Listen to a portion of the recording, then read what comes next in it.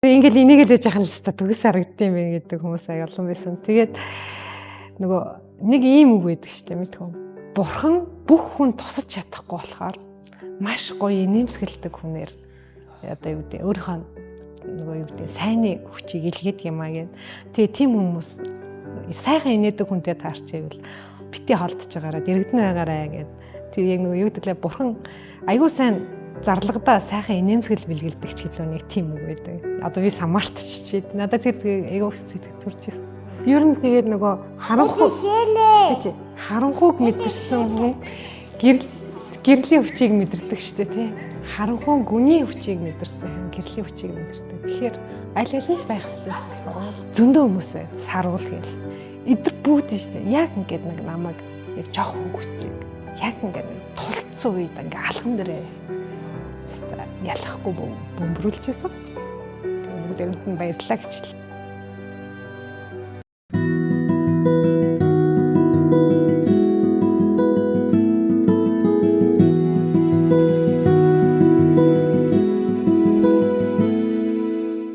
Сайн байна уу? Намайг Түмэн Баярын хуулан гэдэг.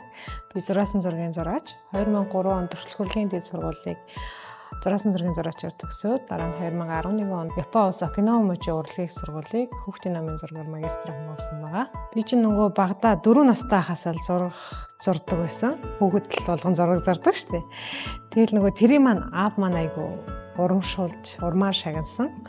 Энээс хойш ер нь бол уран бүтээлчээр явсан. Уран бүтээлч хүн болоогүй байсан бол гэдэг асуултыг би сая бас өөртөө нэлээд тавьсан л та. Юу болох байсан бол ингээд. Манай аав хуульч мэрэгчлээ юм баггүй юу? Өмгөөлөгч. Тэгэхээр хуульч болох байсан юм болов уу гэж боддог. Нэг бол урлаг түүхийн судлалаар ч юм уу явах байсан болов уу? Гэхдээ одоо ч гэсэн тэрэндээ дуртай хийж байгаа болохоор ер нь уран бүтээлчээсээ салахгүй байх л гэж бодоод. Төрөлхөрлөгийн дэд сургууль 1998 онд орж илаа. Тэгээд жохоо хөвгтөд Даранбазар багш шишээ болсон. Тэгээд ер нь тэнд одоо өнөөдрийн уран бүтээлч болох хуланг чигнэж болгосон байна да.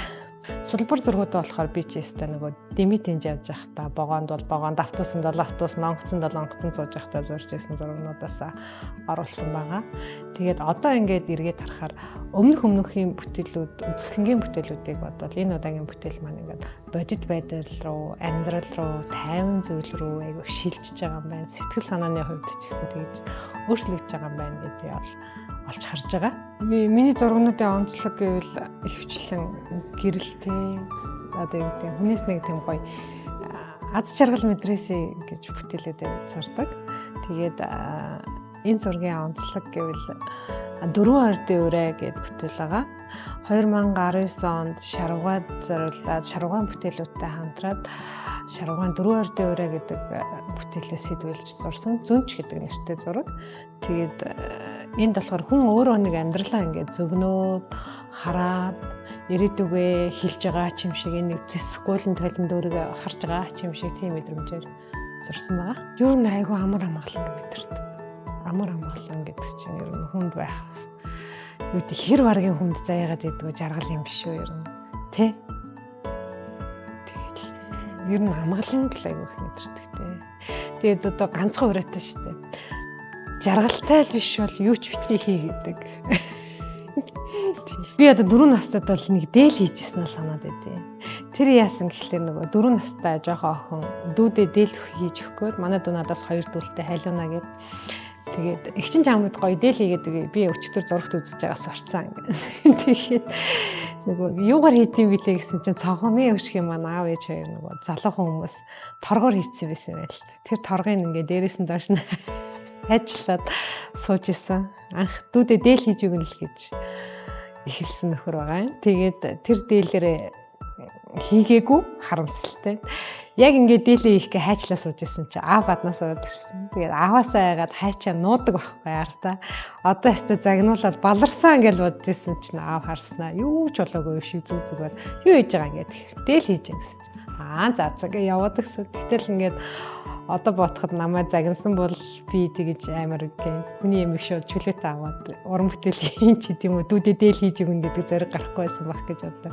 Тэгээ ер нь тэрнээс хойш ер нь аав маань дандаа л урамшуулдаг гэсэн дөө. Урмаар их шагнадаг гэсэн. За миний охин ч угаасаа л ийм гоё мэдрэмжтэй. Ингээд зураг зурдаг, юмаа хийдэг те. Тийм болохоор ингээд бүтээ амьдрал угаасаа баялаг. Аяанда чамд гарц гаргалгаа нь олддог гэдэг. За тэгээ бүр хөвгчлөлтэй ингээд нөгөө хүүхэд байхаас хойш ингээд нөгөө уран бүтээлч болох нэгээ зорцсон, шагнацсан одоо юу гэдэг зөгнцсөн ч гэдэг юм ба тий. Тэнгүүд нөгөө тэр дунд ингээд тагнаа ийдсэн ч уран болоороо гээл зөвхөн надад өгдөг байх жишээ тий. Гэх мэтлэн зүйлүүд амар хөөрхөн санагдаад. Одоо бодоход зүгээр тэр л айгуу гой санагдчихээн.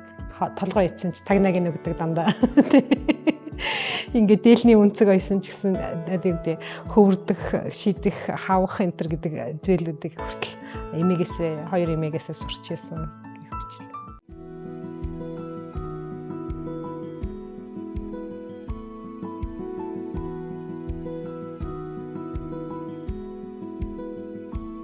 Аянгат нар их чи хэлсэн үг байгаа.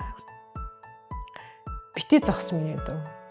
Ингээд чааш нь өргөжлүүл уран бүтээлч хүн нэг зогсчихороо эргээд иржимэнд орох гэж хэцүү үйдэг. Тэр үгстэй үнэхээр хүчийг өгсөн. Хоёрт нь нөгөө одоо ингээд айгүйх асуудалтай ингээд жил гарan ингээд эмнэлэг дамлаг гэдэг хүүхдтэйгээ ингээд явхад ер нь бол сэтгэл бол айгүй хэцүү байсан. Өөрийн бие ч гэсэн тааруу тэгээд байхад ганцхан бас дахиад яг тэр нөгөө аянгат нар ихч дахиад зөвлөгөө өгсөн. Тэр нь юу байсан бэ гэхээр мэдөө гаргах хэрэгтэй, хийх хэрэгтэй, хэлсэндээ хүргэх хэрэгтэй гэж хэлсэн. Тэгэл нөгөө яг гарах гэж байхад гэрээс нь гарах гэж байхад үүдэндээ зогсож байгаа гэж хэлсэн. Тэгэл би энэ сайхан хүний энэ сайхан үг яг сэтгэл рүү яваал орсон.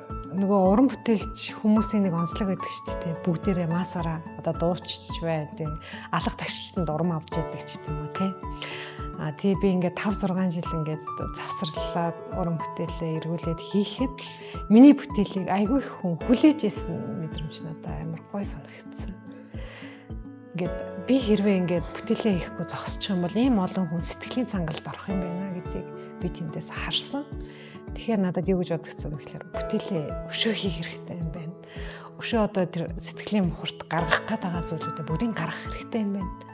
Намайг хүлээж байгаа миний бүтээлүүдийг шин бүтээлүүдийг үзэх хүсэлтэй хүмүүс олон байт юм байна гэдгийг олж харсан. Жишээлээ.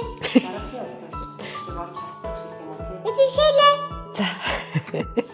Ер нь тэгээд нөгөө харанхуйг мэдэрсэн хүн гэрлийн хүчийг мэдэрдэг штэ тий. Харанхуй гүний хүчийг мэдэрсэн хүн гэрлийн хүчийг мэдэрдэг. Тэгэхээр аль аль байх ёстой зүйл байна. Тэгээд тэр дунд харин жолоогоо алдахгүй, унж босохгүй хүн шиг өөрийгөө нөгөө нэг хинбэ гэдгээ хүлээн зөвшөөрөөд хаана хүрэх вэ гэдгээ ойлгоод явбал тэр бүгд л одоо юу гэх юм таны жолоодлого ухаан юм болов гэж бодсон. 2012 онд нүүдэлчин хүүхдийн номын сан гэдэг үзэсгэлэн гаргаад 2 үзэсгэлэн зэрэг гаргаад дууссаны дараа манай нөхөр автослоор насарчдаг байхгүй юу. За тэгээд тэрний дараа бол би яг 5 жил огт бүтээл хийхгүй амар хэцүүсэн. За тэгээд тэрнээс гаргасан үзэсгэлэн болохоор зүрхэн туслах хайр гэдэг үзэсгэлэн байсан. Тэгэл хүчийг авсан. За тэгээ сая сүүл 19 онд бодлын илгээмж, төвөр, цоморлог гэдэг үзэсгэлэнгүүд гаргасан хэрнээ дахиад тормос гიშгдсэн. Шинэ хүнтэй болсон, шинэ амьдрал эхэлсэн ингээд амьдрал ингээд гоё сүлэлдээл байгаа юм л да өнгөөр. Тэгсэн хэрнээ л ингээд нөгөө өөрийгөө орхих цаг хугацаа бас гарч ирсэн уран бүтээлээ орхих. Тэгээ яг тэр хугацаанд бас л хэцүү байсан. Тэгэл одоо жишээ нь жилийн өмнө ингээл хүүхдүүд бол ингээл бас нөгөө өхөл амьдралтай нүүр тулж үзэж яхад бас хүн бодсон. Яагаад вэ гэхээр за ер нь зогсохгүй байх хэрэгтэй юм байна. Одоо юу гэдэг нөгөө бурхан тэнгэр гэж байдаг бол хүнд мессеж өгдөг юм байна тий. За одоо чи ингээд зогсвол яг энэ чигтээ ингээд одоо юу гэдэг харанхуйг бүр утгаар нь харуулж штэ тий надад. Ингээд гацсан. Хэрвээ чи энийг сөрөөд жигүүрээд идгээд нисч чадвал дээшээ явна. хүн ер нь хаа хүрч зогсож чадна, хаа хүрч одоо буух ёстойгоо хүн өөрөө л жолоодох хэрэгтэй гэдэг аль нь надад өгчээсэн. Тэгээ ер нь ингээд хүн ер нь айгүй олон удаа ангал руу унах тохиолдол байдаг. Тэндээс ганцхан зүйл намайг яг суг татаад авдаг. Айгүй гоё урмын үгнүүд байдаг. Сайхан хүмүүстэй уулзсан сэтгэл байдаг. Хоёрт нь одоо нөгөө өөрийгөө ядан дийлэх хүч гэж яддаг шүү дээ, тийм сэтгэл зүгээд авах хүч. Тэр өдөр бол айгүй мэдрэгддэг. Үнэхээр унаад байвал сайхан байгальд алах, тийм байгальд бол хорвоогоор өөдөө таныг автоматар цэнгэлдэг, тийм. За тэгээ болохгүй л яа тий. Таагүй мэдрэмж төргөөд байгаа бүх хүмүүсээс харилцаагаа тасалж болно, бүх газраас салж болно, тий.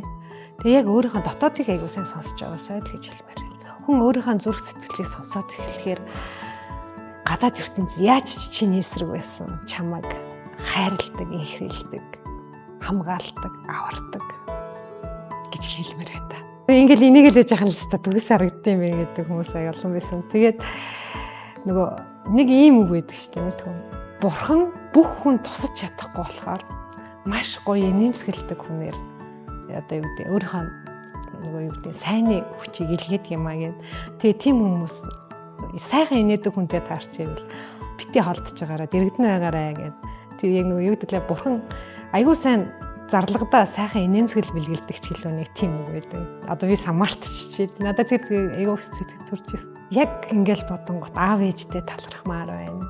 Хоёр талынхаа эмээ өвөд одоо ураг удмын эмээ өвөө нартай талархмаар байна. За тэгэл нагац авгуудтай талархмаар байна. Одоо тэгэл одоо жишээ нь ээжийн талын нагцуудтайгаа бол би боломжийн ирээр уулздаг, баяр ёслолоор уулздаг бол аавын талын авгуудтайгаа бас нэг сайн уулзахгүй байгаа ч гэсэн. Тийм буйнаар телевизээр гарсны буйнаар уулздаг байх жишээтэй.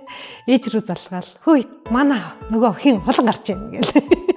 Нөгөө түн баярын охин гарч ийн гэл тэгдэг байхгүй. Гэх мэтлээ ингээд яхаар урлаг айгуу гоё. За тэгээд урлагт маань амьдруулад байгаа олон сайхан хүмүүс байна. Багш нар байна. Сайхан сурган хүмүүжүүлсэн багш нар байна. Өсгөж өндөлгсөн ах эгч нар байна. Дүү нар байна тий. За тэгэл ингээд ажил дээр хүртэл тусалдаг, дэмждэг олон сайхан эгч нар, ах нар байна гэл.